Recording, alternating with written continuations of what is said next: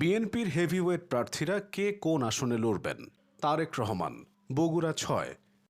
Khaleda Zia, Bogura ৭, Dinajpur ৩ ও Feni ১, Mirza Fakhrul Islam Alamgir, Thakurgaon ১, Lutfuzzaman Babur, Netrokona ৪, Salauddin Ahmad, Cox's Bazar ১, আমির Khasru Mahmud Chowdhury, Chittagong ১০, Gayeshwar Chandra রায়, Dhaka ৩, Ishraq Hossain, Dhaka ৬, Aminul হক, Dhaka ১৬, Abdul Moin খান, Narsingdi ২, Khairul কবির Khokon, Narsingdi ১, Amanullah আমান, Dhaka ২,